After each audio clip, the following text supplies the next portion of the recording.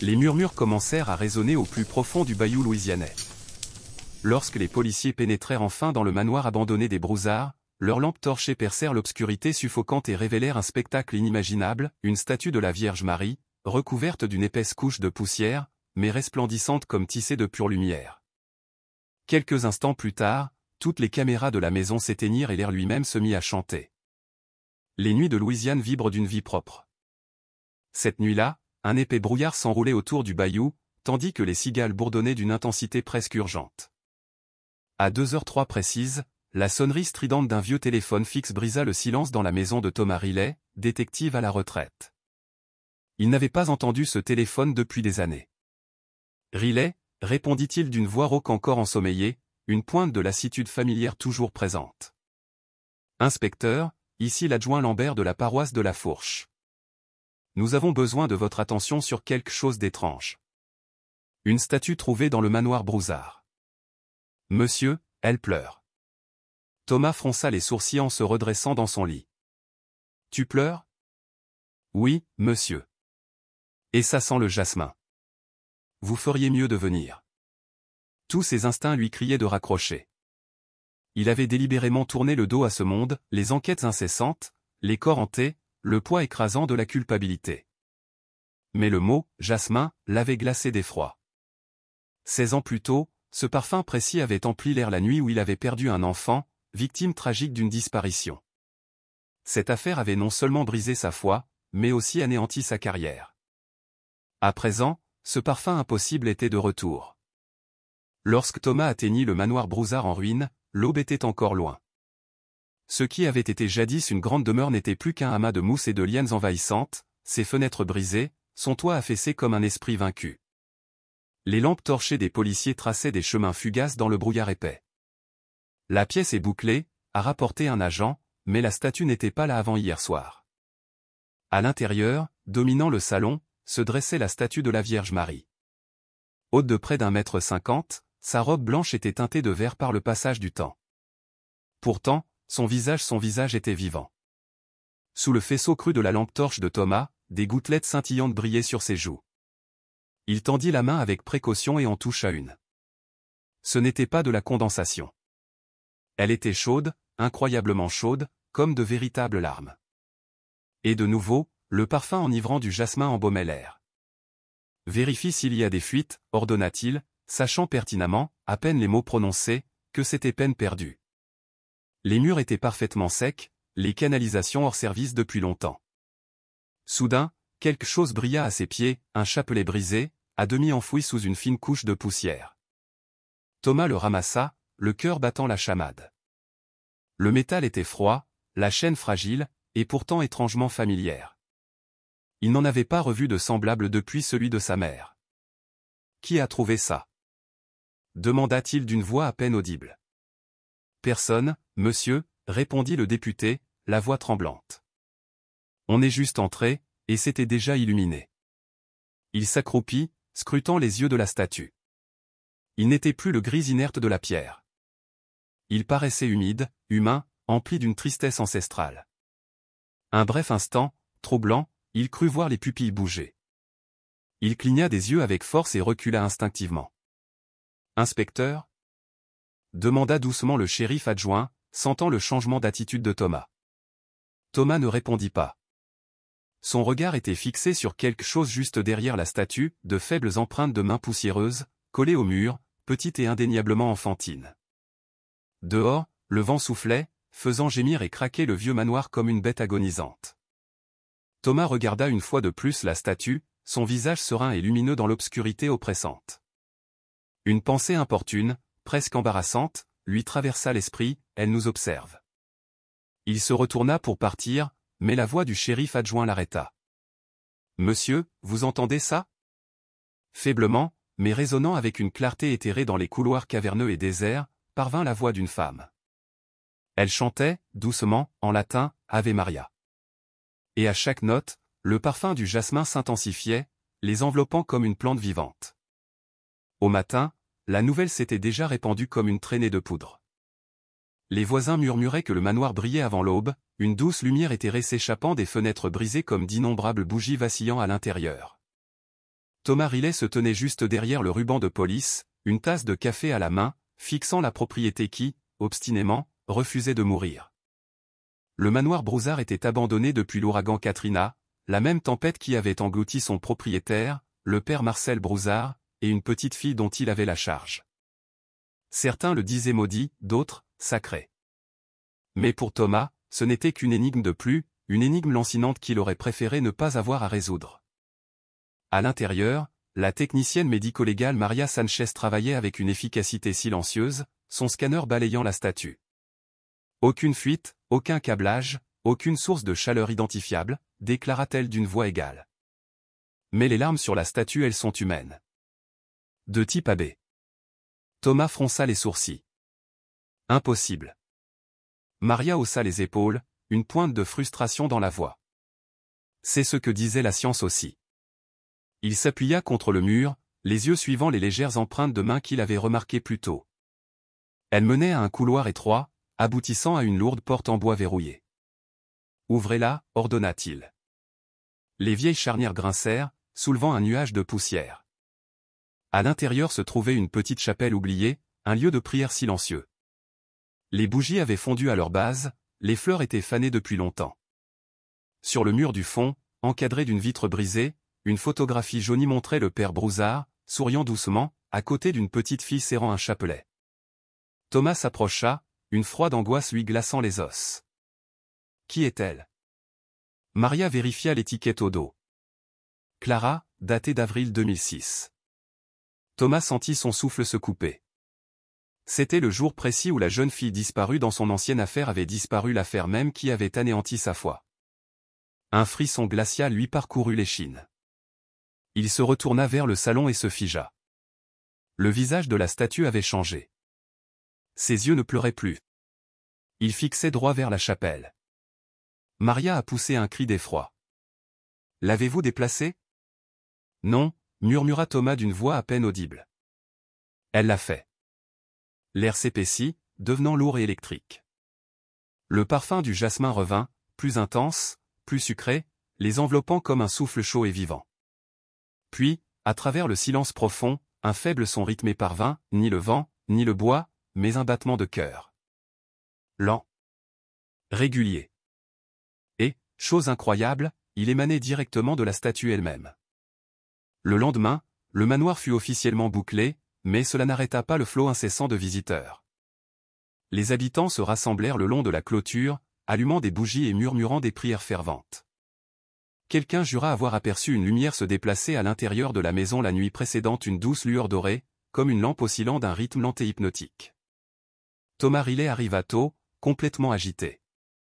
Il n'avait pas fermé l'œil de la nuit. Maria Sanchez l'accueillit à la porte, son ordinateur portable ouvert. « Il faut absolument que vous voyiez ça » insista-t-elle. Elle lui montra les images de vidéosurveillance de la nuit précédente. À 2h13, la caméra avait filmé la statue, immobile et silencieuse. Puis, pendant 6 secondes impossibles, les mains de la Vierge s'étaient mises à bouger, jointes en prière. Tous les systèmes de vidéosurveillance étaient tombés en panne instantanément. Thomas se frotta le visage, la voix empreinte de désespoir. Un bug. Maria secoua la tête d'un air décidé. Tous les systèmes ont lâché en même temps, inspecteur. L'alimentation électrique fonctionnait parfaitement jusqu'à cet instant. Plus tard dans la matinée, une femme âgée a franchi le cordon de police, serrant contre elle un petit garçon enveloppé dans une couverture d'hôpital. « S'il vous plaît » a-t-elle crié, la voix rauque d'angoisse. « Il est en train de mourir. Laissez-moi le rapprocher d'elle. » Thomas hésita. « Madame, ceci est interdit. » Mais son désespoir, son appel poignant, le réduisirent au silence. Il s'écarta. Elle porta le garçon dans la maison, sa peau était d'une pâleur cadavérique, ses lèvres bleutées par le froid. Elle s'agenouilla devant la statue, la voix brisée. « Sainte Vierge, je ne peux pas le perdre, lui aussi. » L'air se chargea à nouveau d'une atmosphère pesante, vibrante d'une présence invisible. Le parfum enivrant du jasmin emplit la pièce une fois de plus. Puis, le garçon toussa. Un silence s'installa. Ses yeux s'ouvrirent en papillonnant. Il tendit une petite main vers la statue et murmura « Maman ». La femme poussa un cri, non pas de peur, mais de joie intense, le serrant contre elle, sanglotant à chaudes larmes. La voix de Maria tremblait, elle avait momentanément oublié sa formation scientifique. Son pouls il est normal. Thomas s'agenouilla près d'eux, son incrédulité cédant peu à peu la place à une émotion plus profonde, une émotion intense qu'il n'avait pas ressentie depuis des années. Dehors, la foule grandissante se mit à chanter elle, Ave Maria. La statue ne pleurait plus. À la place, une douce lumière chaude et constante se répandait à ses pieds. Thomas murmura, presque pour lui-même, combien de chance le ciel donne-t-il à un homme? Et de quelque part, peut-être le vent, peut-être pas, parvint une réponse unique, douce et claire, autant qu'il le faut. Cette nuit-là, la pluie revint en Louisiane, d'abord un doux crépitement, puis un martèlement incessant contre les fenêtres, tel un avertissement. Thomas resta après le départ de tous les autres, arpentant la vieille chapelle, le faisceau de sa lampe torche perçant l'obscurité. Il ne pouvait se défaire de l'étrange impression que le manoir lui-même retenait son souffle. Il s'arrêta devant la photographie jaunie accrochée au mur, le père Marcel Brouzard avec la petite Clara. Il contempla leur sourire, si éclatant, si totalement inconscient de la tragédie qui les attendait. « Où es-tu allé » murmura-t-il dans le silence. Une rafale de vent s'abattit soudain sur le hall. Les flammes des bougies, qui s'étaient inexplicablement rallumées un peu plus tôt, vacillèrent violemment. Et derrière lui parvint une voix, ancienne, calme et d'une douceur infinie, « Je ne suis jamais parti. » Thomas se retourna. Un homme se tenait sur le seuil, trempé par la pluie torrentielle, vêtu d'une soutane noire en lambeaux et portant une simple croix de bois. Il paraissait fragile, le teint pâle, mais ses yeux vifs, fixes et profonds portaient le poids écrasant de l'éternité. « Père Brouzard. » Le prêtre hocha la tête. « Vous l'avez vu, n'est-ce pas » Thomas se figea. « Tu ne peux pas être là. Tu es mort il y a 19 ans. » Brouzard esquissa un sourire, un air serein et entendu. « Alors, appelons cela une visite. » Il s'approcha lentement de la statue et posa une main tremblante sur son socle. « Elle a déjà pleuré une fois, dit-il doucement. Lors des inondations de 2006, Clara et moi étions piégés ici, tandis que les eaux montaient. Elle a prié la Vierge de nous sauver. Je me suis joint à elle, et l'eau a cessé de monter. » Thomas déglutit difficilement, la gorge soudainement sèche. « Et la fille ?» Elle a disparu cette nuit-là, murmura Brouzard, le regard absent. La maison s'est effondrée autour de nous, mais la statue avait disparu. Je croyais qu'elle avait mis l'enfant en sécurité. Je ne me suis réveillé que ce soir. Un éclair zébra le ciel à travers la vitre, d'une violence aveuglante. Un bref instant, le reflet du prêtre disparut, mais les yeux de la statue semblèrent le suivre du regard avec une intensité troublante. La voix de Thomas tremblait, à peine intelligible. « Que êtes-vous » Brouzard sourit doucement. « Juste un rappel que la clémence ne meurt jamais. » Puis il se tourna vers la porte, sa soutane laissant échapper des flaques sombres sur le vieux plancher. « Retrouvez la jeune fille, inspecteur, dit-il d'une voix faible qui s'éteignait. Elle attend. » Et dans un éclair aveuglant, il disparut. Le lendemain matin, Thomas retourna au manoir avec Maria. La tempête était passée, laissant tout lisse et brillant, un monde renaissant. L'air semblait palpablement plus léger, comme si la maison elle-même avait enfin expiré. Le dossier du père Brouzard ne mentionnait jamais de corps, remarqua Maria en feuilletant sa tablette. Seulement qu'il avait disparu pendant l'ouragan. Thomas ne répondit pas. Son regard était fixé sur le socle de la statue. Un éclat métallique brillait sous la plateforme de marbre. Ensemble, ils soulevèrent la lourde pierre. Dessous se trouvait une boîte en métal rouillé, scellée à la cire ancienne et marquée d'une croix. À l'intérieur, soigneusement conservée, se trouvait une étole de prêtre, un petit chapelet et un journal relié en cuir. La première page portait une inscription glaçante, « Si cette maison respire à nouveau, sachez qu'elle est revenue. » Ces larmes ne sont pas de la tristesse, mais de la miséricorde. Elle était signée, Père Marcel Brouzard, avril 2006. Thomas tourna la page. L'écriture était de plus en plus tremblante. J'ai vu les eaux monter et foi se noyer avec elle. Mais elle est apparue dans la lumière, tenant l'enfant. La Vierge a dit que le palais resterait silencieux jusqu'au retour de l'homme qui avait perdu foi. Alors elle pleurera, non pas la mort, mais la guérison. Maria leva lentement les yeux, les grands ouverts par une compréhension naissante. Inspecteur, elle parle de vous. Thomas secoua la tête, dans un déni désespéré. Non, c'est impossible. Mais au fond de lui, au plus profond de son âme, il le savait. Chaque mot résonnait des décombres de son esprit brisé. Il tourna la page jusqu'à la dernière entrée. Quand il viendra, il portera un fardeau de culpabilité plus lourd que la tempête. Dis-lui que le ciel ne l'a jamais quitté, c'est lui qui est parti. Le silence se fit dans la pièce, hormis les battements frénétiques du cœur de Thomas. Dehors, le son lointain et éthéré des cloches d'église flottait sur le bayou, bien qu'il n'y eût pas une seule église à des kilomètres à la ronde.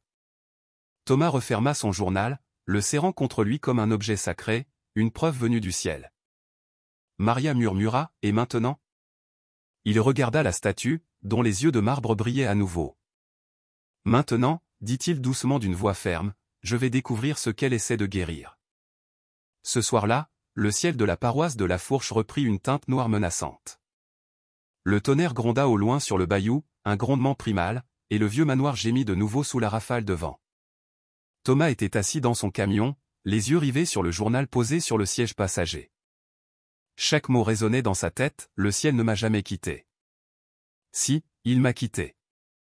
La pluie commença à tomber, tambourinant doucement contre le pare-brise, puis plus fort, comme des poings implacables réclamant l'entrée. Il aurait dû rentrer chez lui. Mais quelque chose, peut-être une lueur de foi naissante, peut-être une pointe de folie, le ramena à l'intérieur. Le manoir était plongé dans l'obscurité la plus totale. Seule la statue luisait faiblement dans un coin, une lumière scintillante caressant son visage comme si elle était véritablement vivante. L'air embaumait la pluie et le jasmin, un mélange à la fois réconfortant et troublant. Thomas déposa le journal à côté d'elle. « Tu voulais que je vienne. »« Je suis là, » dit-il doucement, la voix rauque chargée de questions inexprimées. « Que veux-tu de moi ?» Le tonnerre gronda juste au-dessus de sa tête, et à travers son grondement puissant, il entendit une voix douce, féminine, étrangement familière. « N'aie pas peur. » Il se figea. « Qui est là ?» Aucune réponse, seulement l'écho frénétique de son propre cœur et le vent qui murmurait des secrets à travers des éclats de verre. Puis un autre son se fit entendre, faible mais distinct, d'un réalisme saisissant, le rire d'un enfant, qui résonnait dans le couloir. Thomas saisit sa lampe torche et suivit le son. Le faisceau dansa sur le papier peint décollé et les vieilles taches d'humidité jusqu'à révéler quelque chose de minuscule, presque imperceptible, l'empreinte d'un enfant, qui brillait faiblement sur le plancher poussiéreux. Il la suivit en direction de la chapelle. Un éclair zébra le ciel, illuminant la chapelle d'une lumière aveuglante et instantanée. Un bref instant, il aperçut une petite fille près de l'autel, sa robe blanche vaporeuse, ses cheveux mouillés, serrant un chapelet. « Clara » murmura-t-il. Il s'approcha, la voix empreinte d'une douloureuse reconnaissance. « C'est toi. » Elle sourit doucement, incarnation de l'innocence pure. Elle t'attendait. Avant qu'il ne puisse parler à nouveau, le tonnerre gronda, les lumières vacillèrent violemment et la silhouette disparut, ne laissant derrière elle que le petit chapelet. Thomas s'agenouilla, tremblant, la main cherchant les grains. Ils étaient chauds, palpitaient doucement, comme vivants. Il murmura, « Que tentez-vous de me dire ?» Et à ces mots, toutes les bougies du manoir s'allumèrent d'un coup, 1000 minuscules flammes jaillissant d'une vie vibrante. La maison ne s'éteignait plus. Elle s'était éveillée. Au lever du soleil, la nouvelle des lumières spontanées du manoir s'était répandue comme une traînée de poudre dans toute la paroisse. Certains y voyaient un canular, d'autres murmuraient « miracle ». Et c'est au beau milieu de cette polémique qu'apparut Rachel Monroe, la journaliste tenace qui s'était ouvertement moquée de l'histoire 2 semaines plus tôt. Elle sortit de son SUV gris avec une équipe de tournage, arborant ce même regard dont Thomas se souvenait, perçant, sceptique, et d'une audace absolue. « Inspectrice Riley » appela-t-elle d'une voix teintée de défi, « prête pour votre gros plan ?» Il ne mordit pas à l'hameçon. « Vous ne trouverez pas d'histoire ici, mademoiselle Monroe. Seulement la paix. » Elle eut un sourire narquois. La paix n'est pas à la mode. Mais tandis qu'elle parlait, son caméraman désigna la maison d'une voix basse. « Madame, ces bougies bougent ?» À travers les vitres fissurées, les flammes à l'intérieur vacillèrent toutes en même temps, comme si elles réagissaient au son même de sa voix. Rachel hésita, un soupçon de doute traversant son expression habituellement inébranlable. Coïncidence? Ils s'installèrent à l'intérieur de la chapelle. Rachel filmait des plans larges, des images d'illustration, des interviews. Thomas observait en silence, les bras croisés, depuis le fond de la salle. « Inspecteur », demanda-t-elle en tournant son regard perçant vers lui, « pourquoi protéger quelque chose que la science ne peut confirmer ?» Il répondit simplement, d'une voix calme, « parce que tout ce qui est vrai ne tient pas dans un rapport. » Elle leva les yeux au ciel, un geste familier et dédaigneux. « Vous parlez comme tous les prédicateurs que j'ai jamais », ses mots se figèrent. Son appareil photo, qui continuait d'enregistrer, venait de capturer quelque chose d'impossible derrière la statue, le reflet, faible mais indéniable, d'un visage d'enfant dans le cadre en verre de la photo du père Broussard. Rachel se retourna brusquement. Rien. Mais en revoyant la vidéo, le visage réapparut, les yeux ouverts cette fois, fixant le vide à travers la vitre. Sa voix se brisa, un véritable tremblement la parcourant. « C'est la fille disparue, n'est-ce pas ?» Thomas hocha la tête, une profonde tristesse dans les yeux.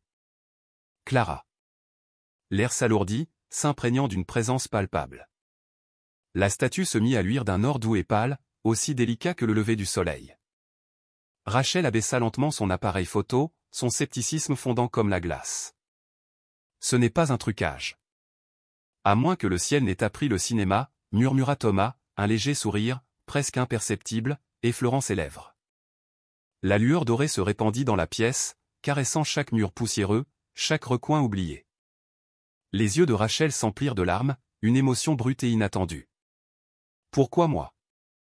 Thomas la regarda doucement, son regard empli de compréhension. « Parce que les sceptiques sont les meilleurs témoins. » En partant ce soir-là, elle n'emporta pas son appareil photo. Elle murmura simplement, « Je crois que j'y crois. » Derrière elle, la statue brilla un peu plus, et pour la première fois, la maison parut véritablement, indéniablement vivante. 3 jours plus tard, le manoir était de nouveau encerclé.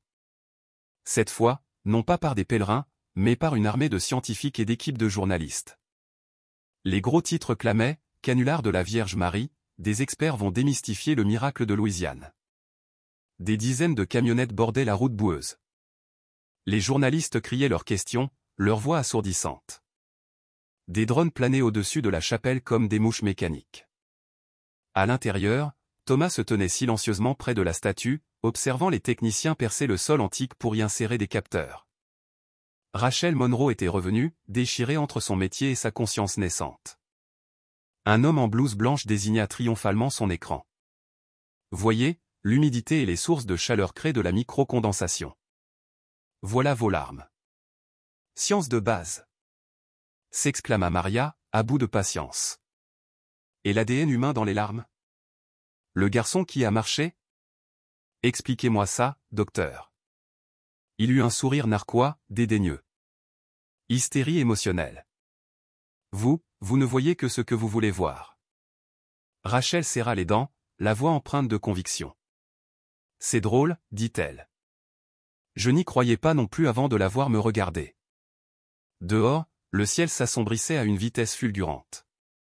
Le tonnerre grondait au-dessus du bayou, profond et lent, comme un tambour céleste. Puis le vent se leva. En quelques minutes, une violente tempête s'abattit sur le marais. La pluie fouettait les fenêtres avec une force dévastatrice. La foudre frappait les arbres voisins dans un fracas assourdissant.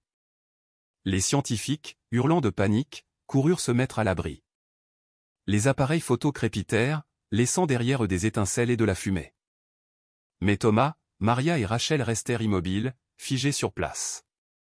La statue trembla légèrement sur son socle, non sous la violence du vent, mais sous l'effet d'une profonde agitation intérieure. Ses yeux brillèrent de nouveau. Cette fois, les larmes n'étaient pas transparentes. Elles scintillaient d'or. Un éclair aveuglant frappa le sol juste à l'extérieur, et soudain, miraculeusement, toute la demeure s'illumina de l'intérieur.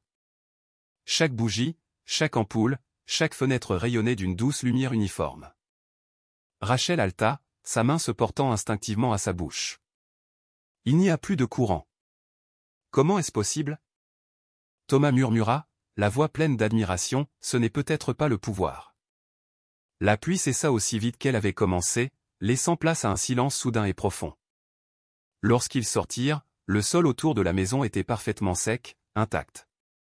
Mais le reste du bayou scintillait d'eau stagnante. Les scientifiques restèrent muets, leurs appareils photo éteints, leur théorie réduite à néant. Et dans ce silence parfait, presque irréel, le clocher, silencieux depuis des décennies, fit retentir 3 carillons clairs et résonnants. Rachel regarda Thomas, les yeux embués de larmes d'émerveillement.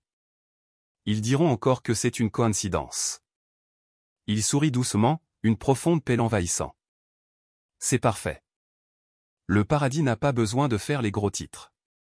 Le lendemain matin, le diocèse de Bâton Rouge annonça l'ouverture d'une enquête officielle.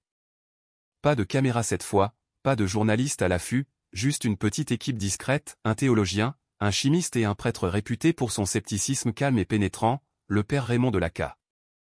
Il arriva vêtu de noir, l'air calme et analytique, le regard scrutateur. « Inspecteur Riley, dit-il avec un sourire poli et discret. J'ai entendu dire que cette maison a une certaine réputation. » Thomas acquiesça. « Cela dépend à qui vous le demandez, père. Pour certains, c'est un lieu hanté. Pour d'autres, c'est un lieu sacré. » Le père de Lacas examina la statue pendant des heures, avec une précision quasi chirurgicale. Il préleva des échantillons, effectua des analyses thermiques, mesura méticuleusement la température de chaque surface. À chaque fois, le résultat était le même, aucune explication discernable. Ce soir-là, il demanda une chose simple, presque archaïque, une messe privée. Ni journaliste, ni lumière artificielle, juste la prière. Au crépuscule, le manoir s'assombrit d'un silence absolu. La pluie ruisselait doucement à travers les fissures du toit, produisant un son doux et rythmé. Des bougies vacillaient autour de la statue tandis que le père de Lacas commençait la liturgie. Thomas, Maria et Rachel, agenouillés derrière lui, étaient empreints de révérence. Au moment solennel de la consécration, un éclair zébra le ciel et toutes les bougies s'éteignirent, plongeant la pièce dans une obscurité totale. Soudain, une lumière unique et impossible jaillit sur l'autel. Ce n'était ni du feu, ni de l'électricité. Elle était dorée, vivante, rayonnant du calice que serraient les mains tremblantes du prêtre. Le père de Lacas eut le souffle coupé, les larmes ruisselant sur son visage, sa voix à peine audible. « Mon Dieu! Pardonnez mon doute. » Thomas l'aida doucement à stabiliser la tasse. « Que s'est-il passé, père ?» Il regarda Thomas, un sourire discret et profond illuminant son visage. « Je suis venu ici pour trouver des preuves. Au lieu de cela, j'ai trouvé une présence. » Le lendemain, son rapport officiel était bref, presque laconique, aucune trace de fraude, aucune cause naturelle. Le phénomène demeure inexplicable. Mais dans ses notes personnelles, il a écrit une seule phrase, forte et percutante, là où la science s'est arrêtée, la paix a commencé. En quelques semaines, la foule avait disparu, mais les miracles continuaient de se produire. Un enfant atteint de leucémie laissa un bracelet d'hôpital sur l'autel, et quelques semaines plus tard, les médecins annoncèrent une rémission complète. Un ancien combattant, tourmenté par des cauchemars, dormit paisiblement après avoir prié sur place. Et Thomas Riley, après des années d'une culpabilité accablante, trouva enfin un sommeil profond et réparateur. Les semaines se muèrent en mois. La foule se dispersa. Le manoir retrouva son silence, transformé en chapelle où seuls les fidèles venaient encore prier. Thomas Riley cessa de porter son insigne de détective. Désormais, il portait le chapelet trouvé sous la statue, celui qui semblait vibrer de chaleur à chaque fois qu'il le tenait. Sa femme, Hélène, avait presque complètement guéri de sa maladie. Les médecins parlèrent de rémission spontanée. Thomas, lui, y voyait la miséricorde. Un soir, alors qu'il rentrait chez lui en voiture par la route 308, l'air s'alourdit d'une promesse de pluie. Des éclairs zébrèrent le bayou, illuminant les arbres centenaires, et une chanson s'échappa de sa radio. Douce, ténue, c'était la même mélodie qu'il avait entendue dans le manoir, Ave Maria, chantée par un enfant. Il sourit et murmura, « Tu veilles toujours sur moi, Clara ?» Une seconde plus tard, des phares aveuglants apparurent sur sa voie. Un camion fit une embardée, ses pneus crissant comme une protestation désespérée. Puis, l'impact. À leur arrivée, les ambulanciers trouvèrent sa voiture complètement détruite contre une glissière de sécurité. Le volant était tordu, le pare-brise brisé en 1000 morceaux. Mais Thomas était vivant. Il serrait son chapelet contre sa main. Il était tellement serré que les maillons métalliques lui avaient entaillé la peau. Plus tard, un ambulancier jura avoir aperçu une faible lueur dorée, comme celle d'une bougie, autour du chapelet. À l'hôpital Notre-Dame-du-Lac, Hélène priait sans relâche à son chevet, murmurant chaque grain du chapelet. Les médecins lui annoncèrent la terrible nouvelle, le traumatisme était grave. Il risque de ne pas se réveiller, lui dit doucement l'un d'eux. Elle répondit simplement, d'une voix imperturbable, alors je continuerai de prier jusqu'à ce qu'il se réveille. 3 jours plus tard, dans le calme et la solitude de la nuit d'hôpital, Thomas ouvrit les yeux. Une douce lumière emplissait la pièce, non pas celle des lampes, mais celle de la petite statuette de la Vierge Marie posée sur sa table de chevet. À côté d'elle se tenait une jeune fille vêtue de blanc, qui lui souriait tendrement. « Clara » murmura-t-il, son nom un souffle fragile. Elle hocha la tête. « Vous avez écouté, monsieur Riley. Elle ne vous a jamais quitté. » Il tendit la main, mais elle s'évanouit, se dissolvant comme de la brume, ne laissant derrière elle que le parfum exquis du jasmin. Thomas regarda la statuette posée sur sa table et esquissa un faible sourire. « Merci, maman, de ne pas avoir abandonné. » Le moniteur cardiaque à côté de son lit se stabilisa, son signal clair et net. Dehors, le tonnerre gronda une fois, lointain et paisible, comme un ciel qui clôturait un chapitre. Des mois plus tard, lorsqu'il put enfin remarcher, Thomas Riley ne réintégra pas la police. Il passait ses matinées sur la véranda de sa maison au bord du bayou, son chapelet à la main, à contempler la brume se lever de l'eau, un rituel de recueillement silencieux. Chaque lever de soleil embaumait le jasmin. Aujourd'hui encore, les gens venaient à la chapelle Notre-Dame du Bayou, certains en quête de miracles, d'autres simplement de silence, d'un moment de paix. Thomas les accueillait discrètement, leur indiquant où allumer une bougie, où s'asseoir et respirer. Il ne prêchait jamais, il écoutait, tout simplement. Rachel Monroe, la journaliste qui était venue jadis dénoncer un canular, était désormais bénévole à la chapelle les week-ends. Elle filmait de courts entretiens, non pas pour les médias, mais pour les archives religieuses, des récits émouvants de malades guéris, de couples réconciliés, d'âmes perdues retrouvant la paix. Maria Sanchez l'avait rejointe, accueillant les visiteurs, son esprit vif et scientifique s'ouvrait désormais aux mystères les plus profonds. Elle plaisantait souvent, avant, je recherchais les preuves. Maintenant, je recherche la grâce. Un dimanche, l'évêque en personne vint célébrer la messe. À la fin, il invita Thomas à prendre la parole. Le vieux détective hésita, puis s'avança, dégageant une force tranquille. Il dit simplement, « J'ai passé la majeure partie de ma vie à chercher des preuves. Maintenant, je comprends que la foi n'est pas une preuve. C'est la confiance en ce que les preuves ne peuvent atteindre. » Un silence profond s'installa dans l'assemblée. Même Rachel baissa son appareil photo, les larmes aux yeux. « La Vierge n'est pas venue ici pour la gloire, » poursuivit Thomas d'une voix douce mais empreinte de vérité. Elle est venue pour des gens comme nous, les brisés, les sceptiques, les épuisés. Et elle nous a rappelé que le ciel ne nous a jamais quittés. C'est nous qui sommes partis. Après la messe, les gens restèrent à l'intérieur, agenouillés en prière silencieuse. Thomas sortit, Hélène à ses côtés, leurs mains entrelacées. La cloche au-dessus de la chapelle sonna une fois, une note unique et claire, bien que personne n'ait tiré la corde. Ils sourirent tous deux, dans un moment de compréhension partagée. Le vent emporta de nouveau le parfum du jasmin à travers le bayou, et dans la lumière déclinante du soleil, la statue à l'intérieur de la chapelle scintillait doucement. Pas de façon éclatante, pas de façon spectaculaire, juste assez pour leur rappeler sa présence. Une année entière s'était écoulée depuis la nuit où la Vierge avait pleuré au manoir des Broussards. La maison ne gémissait plus sous le vent. Elle s'était métamorphosée, devenant une chapelle petite, simple, paisible, un lieu où les étrangers entraient et sortaient comme des membres de la famille. Chaque mur exhalait désormais le doux parfum enivrant du jasmin.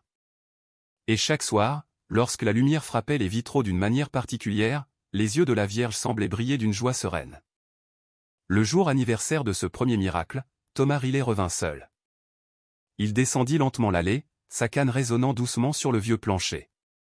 À l'autel, il déposa son chapelet, celui-là même qui s'était enroulé autour de sa main lors de l'accident, sous la statue.